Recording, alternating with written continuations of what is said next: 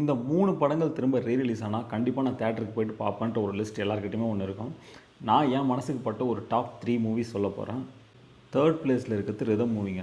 என்னதான் இப்ப இந்த படத்தை நம்ம இவ்வளோ கொண்டாடினாலும், படம் ரிலீஸ் ஆன டைம்ல திரைக்கு வந்து சில மாதங்களே ஆன புத்தம் புதிய திரைப்படம்னு 1 மாசத்துக்குள்ளே இந்த படத்தை வந்து சன் டிவில போட்டாங்க. எனக்கு நல்லா ஞாபகம் இருக்கு.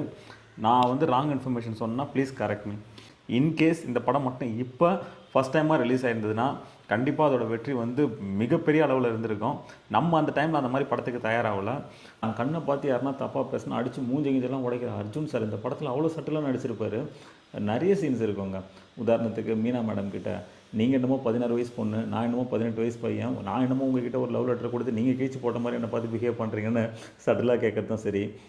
அப்புறமா மீனா மேடம் வந்து அர்ஜுன் சார் வேணான்ட்டு ஒதுங்கி போவாங்க. அப்போ உங்களுக்கு என் மூஞ்சி பார்க்கவே பிடிக்கலன்னு நினைக்கிறேன், அது எனக்கு புரிஞ்சிடுச்சு அப்படின்னு சொல்லிட்டு அர்ஜுன் சார் விலகி போகிறதா இருக்கட்டும். மீனா மேடமோட பையன்கிட்ட வந்து அர்ஜுன் சார் கிரியேட் பண்ணுற ரேப்போ, நாகேஷ் சாரோட அங்கங்கே இருக்கிற ஹியூமர், மணிவண்ணன் சாரோட ஹியூமர் அங்கங்கே பண்ணுறது, ரொம்ப நல்ல பையன்பா கார்த்தி, உனக்கு இன்னும் நல்லது நடந்திருக்கலாம்ப்பா அப்படின்னு அவங்க அம்மா சொல்கிற டைலாக்கு.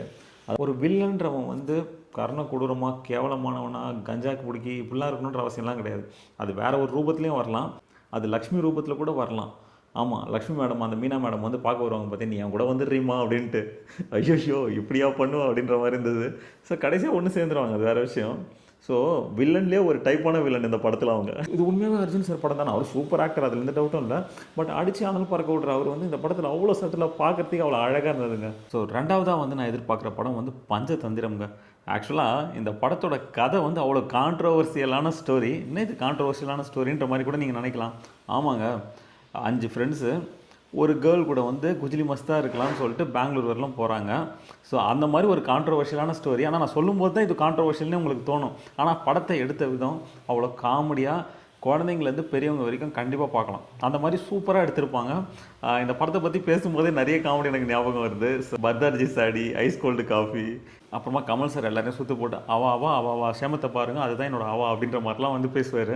ஸோ நிறைய சீன்ஸ் ஞாபகம் வருது. இந்த படமும் கண்டிப்பாக ரீரிலீஸ் ஆனால் நிச்சயமாக நம்ம வாட்ச் லிஸ்ட்டில் இருக்குங்க. இந்த படம் வந்து நிறைய பேருக்கு சர்ப்ரைசிங்காக கூட இருக்கலாம். ஆனால் எனக்கு ரொம்ப ரொம்ப பிடிக்கும். ரஜினி சார் நடித்த மன்னன் படங்க. ரஜினி சார் படங்கள்னு சொல்லும்போது நிறைய பேரோட ஃபேவரட்டாக வந்து பாட்ஷா, படையப்பா, சிவாஜி இது மாதிரி தான் இருக்கும். பட் எனக்கு மன்னன் தான் பிடிக்கும். எனக்கு ரொம்ப ரொம்ப பிடிக்கும். அதுவும் அந்த படத்தை பற்றி சொல்லும் போதே எனக்கு கவுண்டமணி சாரும் ரஜினி சாரும் தான் ஞாபகம் வராங்களே. வேறு எல்லாருமே எனக்கு செகண்ட் பிளேஸ் தான். கவுண்டமணி சார் கூட சேர்ந்து இவர் பண்ணுற காமெடி, இந்த தேட்டருக்கு போயிட்டு வந்து பல்ப் வாங்குறது, அப்புறமா ஏன்ப்பா நீ அந்த கண்ணாடியை கட்ட மாட்டியாப்பா அப்படின்றது, அப்புறம் குஷ்பு மேடம் வந்து இம்ப்ரெஸ் பண்ணுறன்ற பேரில் வந்து இவர் என்னென்னமோ பேசிட்டு பல்ப் வாங்க ரஜினி சார். அந்த படத்தில் என்னதான் எவ்வளோ பெரிய சூப்பர் ஸ்டாராக இருந்தாலும் அவருக்கு நிறைய பல்ப் மொமெண்ட் இருக்கும். அதை வந்து தைரியமாக நடிச்சிருப்பார். எப்போ வந்து போர் அடித்தாலும் கண்டிப்பாக அந்த படத்தை நான் பார்த்துருவேன். எனக்கு அவ்வளோ பிடிக்கும் அந்த படம்.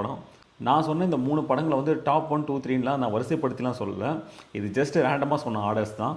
பட் இந்த 3 படம் ரிலீஸ் ஆனால் கண்டிப்பாக நான் தேட்டருக்கு போவேன். உங்கள் மனசுலையும் இந்த மாதிரி ஒரு 3 படம் ரிலீஸ் ஆனால் நான் கண்டிப்பாக தேட்டருக்கு போய்ட்டு பார்ப்பேன்ட்டு ஒன்று இருக்கும் இல்லையா, அதை கமெண்ட்டில் சொல்லிட்டு போங்க.